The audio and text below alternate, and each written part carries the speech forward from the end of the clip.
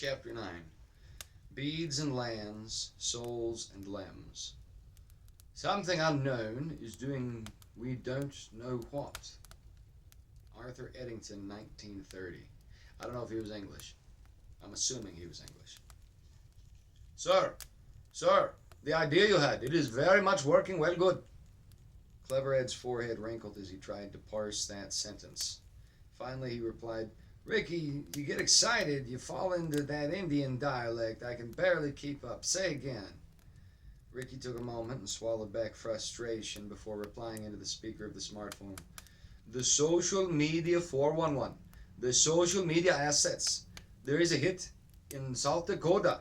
A place called, it is Trail/Livestone, sir. 2 cities. Trail Livestone. You don't have to say the slash. Huh. Unless I miss my guess, that's, an hour or so from Devil's Tower? Ricky thought about it on the other end of the line. Something like that, sir. I'm not sure. Geography is Yeah, it is. Never mind. I just needed a second to remember. I grew up in Brookings, other side of South Dakota, but... Clever Ed yawned and rubbed his eyes. Then pulled a few errant hairs out of his ginger mustache away from his lips. Ricky had awakened him, but he'd been asleep at his desk, so he was fair game. What is it then? What do we have? You know the SAND facility. Sanford Ancillary Neutrino Division. Ed thought a moment. He knew what that was. He just had to let it come to him. While his brain retrieved the data from his booting memory banks, he temporized. Of course. They have exchange students from England, Germany, France, New Zealand, India, all over the place, sir. So, one is an online video blog social media influencer, sir. He gets deep into this stuff. We've had him on a watch list. The situation was the hairy one, remember? And his cat in the redwoods, and that hot Russian, yes? Paul Laumer and Katya, whatever her name was. It's only been a little while since we released that bread on the water. Have our chickens come home to roost already? It is unrelated, sir, but he had a video on the media coverage and their sudden appearance across the web. Well, this influencer, he is one of the exchange students. He's missed half a dozen uploads and is AWOL from the Sandra dormitory, sir. No one has seen him at the bars, no one has seen him anywhere in the city. His smartphone signal has not left, and one of his fellow students issued an emergency video on his channel. A missing person report has been filed. Clever Ed sat back, ran a hair through his graying red hair, and put on a pair of green-limbed John Lennon spectacles. How valuable is he to his school or the sand? Not at all, sir. He is a glorified intern. Nobody would miss him, or at least nobody should. He have a lot of followers on his social media channels. Under 100, sir. Ed nodded. That fit the profile. They chose somebody who should not have been missed. This fellow was going to turn up dead. Where are you at, Ricky? At my apartment, sir. All right. I want you to check in with our FBI field office in Rapid City down the way from the hills out there. Check in with Wyoming and Montana bureaus, too. I smell shenanigans. A missing 411. Maybe something else. You know what CERN is, right? Now it was Ricky's turn to think hard and say, of course. I remember now. Sand does similar stuff. There's something going on, and it has got to be related one way or another. Keep me up to date on reports of Paul and Katya. Get the lowdown on the skinny from the local field offices, and I want you to meet me down at Deadhead Bob's in 3 hours with a suitcase. Got it? Are we going somewhere, sir? Where do you think? The Black Hills. This is, extracurricular, let's say. I owe you one on this, Ricky. But it's just us. Understand? We're going freelance here. Yes, sir. Also, get in touch with that kid who filed the missing social media influencer report. The kid who knew the scientist. What was his name again? He goes by Atomic Bond Not Stirred, but his real name is Douglas, sir. Douglas Eustace. He is 25 and very bald, sir. He is from the United Kingdom. Is that the one who's filling in or the guy who's missing? Sorry, sir. Douglas is missing. The one filling in is named Tom. He's doing a very poor job replacing bald Douglas, sir. Alrighty, Tom and Baldy. Learn what you can from Tom. Let me know when we rendezvous. And cool it on the sirs for a spell. We're having a team building exercise. Yeah? No sirs. They called Douglas the old man because, though only in his mid-20s, he had exceptionally premature hair loss. The kid had a skullet, which, for those unaware, is a combination of the words skull and mullet. This probably had to do with his lack of sleep, ongoing neuroses, and excess exposure to harmful radiation. Douglas was writing a thesis on dark matter and had his own theories about how the universe worked. At the Sand, they had him working as a glorified intern. He'd check levels of varying gaseous compounds, perform maintenance tasks, retrieve tools, and monitor things generally. True, the work took some degree of skill, but anybody who was sober, conscious, and able to speak English would likely be able to do what he did. There were academic credits involved, and networking was excellent. He got to meet exceptional scientists in varying fields from all around the world. They got together every weekend and murdered karaoke songs to the chagrin of local musicians at Jade Meadows. Most of the bar had a good time, though, and there's always booze, so Douglas quite enjoyed himself, almost forgetting that his payment from Sand was academic, not financial. He also enjoyed hiking, of which there was an abundance in the Black Hills, and investigating landmarks like Mount Rushmore and Devil's Tower. They came at him when he was hiking, played a game of credentials, and they buttoned him up on his and they buttered him up on his academic achievements. He'd never been shy about saying anything and everything he felt over the internet. It was a digital neural net after all. They had many facts from which to build a dossier. In Douglas' mind, he was just preserving his legacy for free. Incidentally, he'd given them ammunition to deceive, so they flattered him and titillated him and lured him to some strange house in Trail by night. They wanted him to conduct readings and see if he could find something they couldn't. He got the impression his presence in this old decrepit house from the 1800s was purely a Hail Mary pass. They wanted to find something. They had an idea what it was, but weren't quite able to articulate as much to him. That, or they were specifically vague, which made it no sense. They gave him a rundown in his own scientific field concerning a particular release of gamma radiation. But what they told him was impossible. Gamma rays remove electrons, and beyond physical traces of their presence, there was Geiger equipment that could detect them. But such radiation didn't just coagulate at one single point in time and space for an infinitesimally short amount of time in a swift burst, then blink away just as quick, then come back at random intervals later just as shortly. Did they? What they were asking him to do was impossible. Nevertheless, they were very serious, and now they were dropping the masks. Douglas had been kept against his will for several days and had begun to worry. He'd found nothing. Also, his phone didn't work, and he couldn't even get it to turn on. He had an approximate idea where he was, but he wasn't quite sure. One doesn't fully learn a town, even a small town, in just a matter of weeks, especially when those weeks consist of being a glorified intern in a subterranean lab, sleeping in a dorm, and going to the pub a block away. He had a cycle and didn't deviate. Now he had no idea where he was, how he would escape, or what they'd do to him.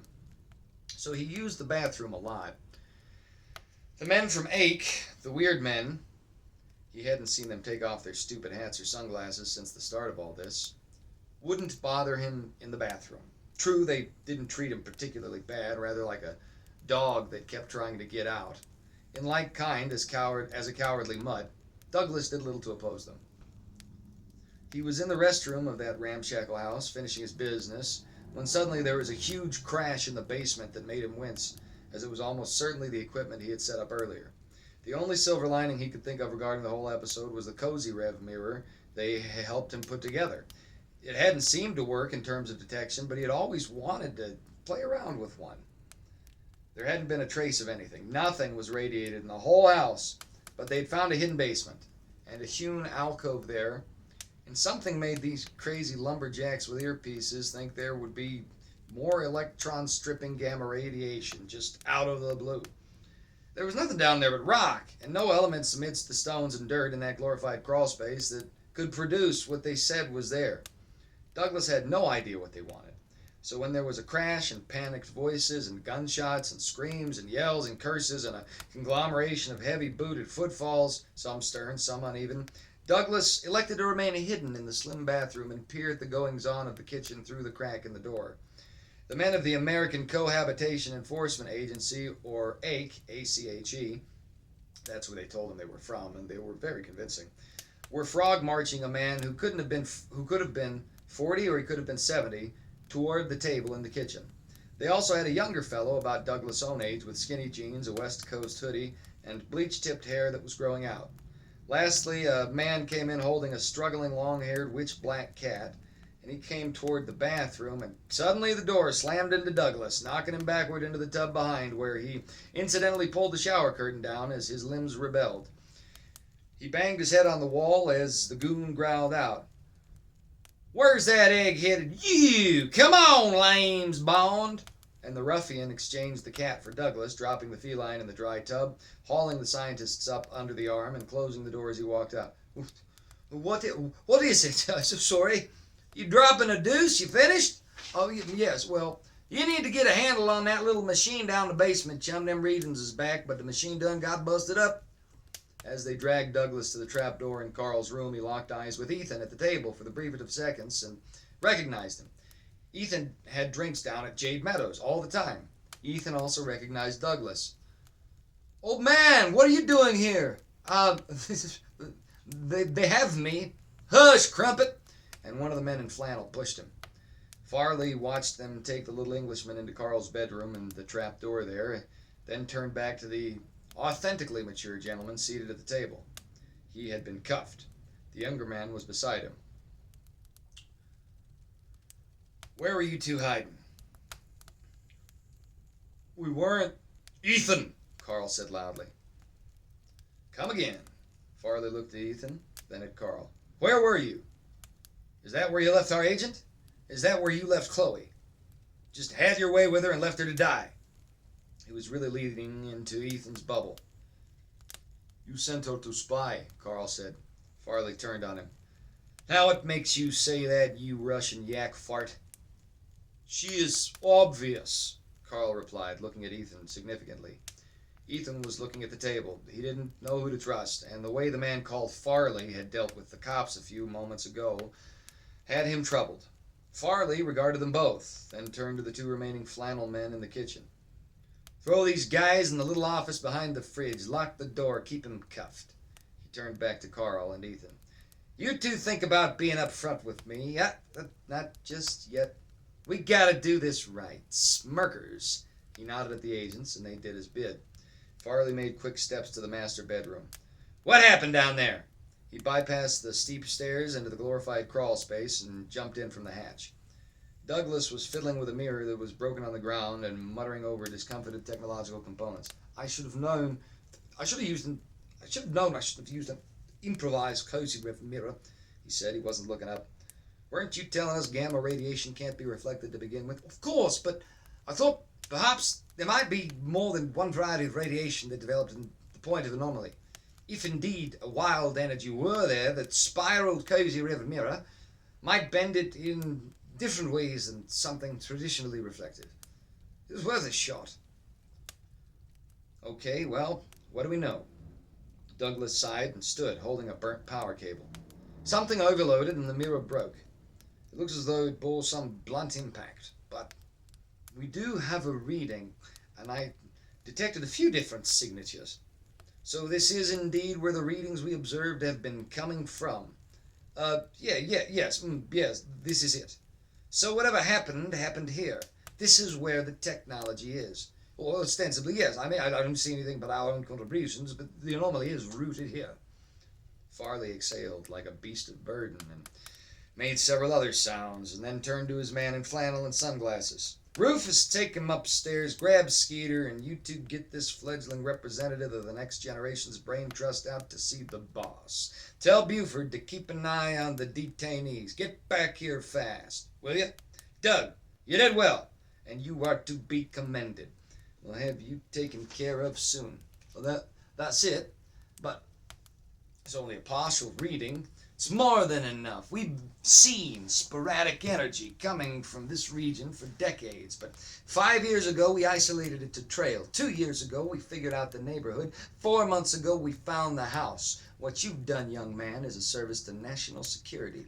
There is in play here a level of technological espionage that is decades ahead of its time, and there is a high chance enemies of this great nation wield it. Who knows but that this is their methodology for tampering with our political trajectory as a country? Maybe this is how the Russians stole the election, fella. You might have saved the United States of America herself, and we owe you a debt of gratitude. The boss will be absolutely pleased with you, Doug. Thanks for taking a few days out of your studies here for us. Do I get my things back? Oh, you'll get everything we owe you when you meet the boss. Don't worry a bit. Rufus! Yes, sir. And he escorted Douglas out of the basement. Farley turned back to the remaining mess and looked at the wall very closely. There was an access point here, definitely. One that was not chaperoned and impenetrable.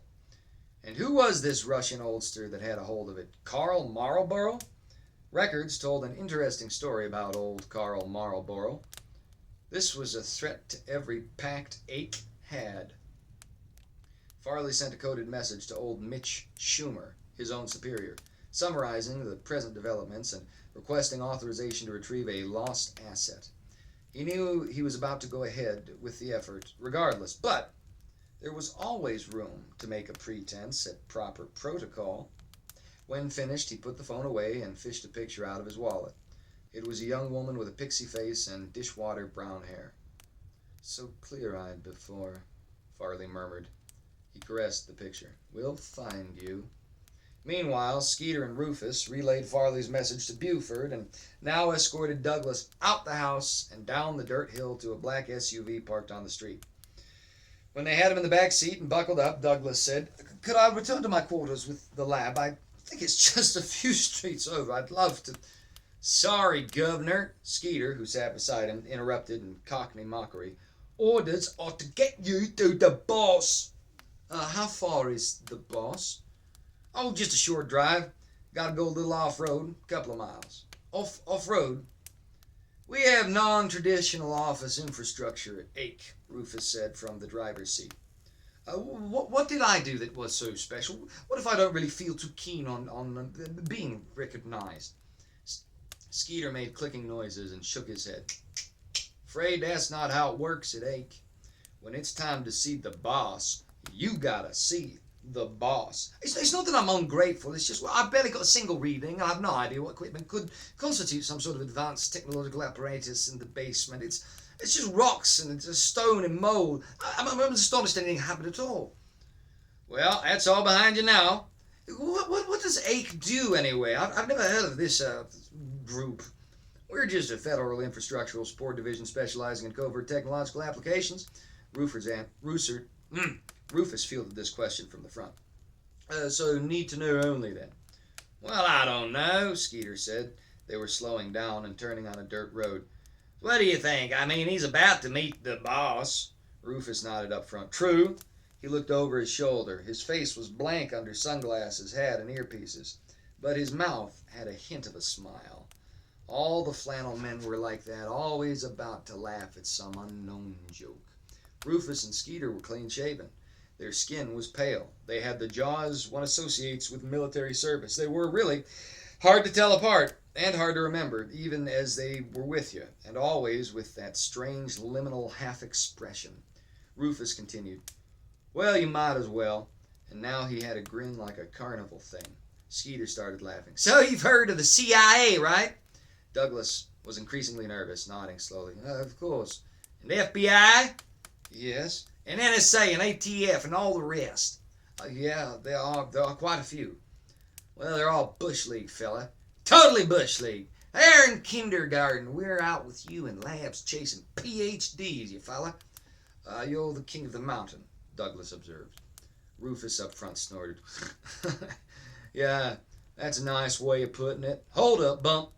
And his prophecy came true. Douglas and Skeeter in the back quickly grabbed handles near the top of the SUV's side doors. Skeeter continued. Well, you gotta wonder how it is. In 1821, there were horses and carriages. In 1921, we had flight. And in 2021, we got genetic medicine, space stations, and quantum computing. It's all kind of fast, isn't it? Oh, it is very quick indeed, said Douglas. One might say exponential. Exponential. I like that. See, some things, sure, enterprising folks and developed society were able to fund. But it's a big universe, Baldy. A huge universe, added Rufus. I wish you wouldn't call me. Out at that sand lab, you're catching neutrinos, trying to crack the secret behind dark matter, bleeding into the universe like gravity, all that kind of stuff. Sure, hold on. What about dark matter and gravity? Well, have you ever stopped to consider some of those things have been figured out? Maybe you're sucking hind tits, the saying goes. I'm sorry, I'm not familiar with this particular euphemism. Rufus cut in. Like when all the piglets suckle at the teats of Mama Pig and the runt gets the furthest one that's all leathery and milk dry. Skeeter squinted. Is that what that means? I'm pretty sure. Well, what I mean is, what we know about the universe and the ways we can work with the tech of that universe isn't quite what the public does. We're a bit ahead, Dougie, so you see why you got such an honor ahead of you going to meet the boss. Douglas nodded and swallowed, looking into increasingly dense forest out the window to his right. He turned back. So do I get a code name then? Please, not something like Baldy. What do you mean? Asked Rufus. You don't expect me to believe you and your associate back at the camp are really Rufus, Skeeter, and Buford? Why not? Rufus said up front. Those are perfectly reasonable names for local lumberjoes, added Skeeter. Are you putting on southern dialects? Now I'm one of you, right? I get to know the secrets. Oh, Douglas, there is so much to talk about, Skeeter said. Here, before you meet the boss, you need to drink this. He handed him a little plastic vial. What is it? Doesn't matter. Drink up. Douglas looked at Skeeter beside him and Rufus up front at the SUV wheel.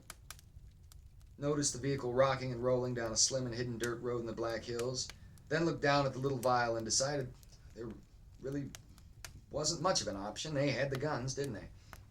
Douglas drank the vial. There. Good boy, Dougie, and no, sadly, you don't get a code name, but you won't be too worried about that soon. Oh, no. We might indeed find out one of these days what your code name would be in the future. It's not likely, but, well, you'll understand when you meet the boss. We're here, said Rufus. They emerged at a clearing in a valley. Water trickled through, and it was very idyllic. Almost like a fairy wooden island, Douglas said. What's that about fairies? Skeeter chuckled, jumped out of the SUV, pulled Doug behind him, slammed the door, and retrieved something from his pocket. He pushed a button, and there was a deep thrum sound for the briefest of instants. Then he tossed a little black ball into the clearing. It was just starting to get dark. The sky was purple, and Douglas perceived the crickets only as he noticed them suddenly cease their song. Skeeter escorted Douglas to the center of the clearing. Rufus took off his sunglasses and walked over to Douglas. Putting his left arm around his shoulders, he took off the ball cap but left the earpiece in. He had no hair at all. He was more bald than Douglas. So it was irony that prompted the name-calling. Douglas wasn't sure because the eyes of the man were all pupil. They were very wide, and his face actually was leaning into an increasingly mad sort of grin that was unsettling. Skeeter put his arm on Douglas' shoulder from the other side, and when Douglas turned, he was almost surprised to find he also had no hat or sunglasses or hair or apparently melanin anywhere about him. The man was pale as death, white of pupil and grinning. Skeeter said, See, the universe is a thrill, Baldy. It's a ride. It's a roller coaster, you know. And it's got all these twists and turns, said Rufus. Douglas noticed there was a different kind of light, and that somehow things seemed much darker outside that light. It was a violet color, and he began to feel warm all around. Anyway, Baldy, you have fun now. And when you get back, we'll be waiting. Everything turned from violet to neon green, and the ground suddenly disappeared from beneath Douglas while the wild, dark-eyed men below howled in laughter.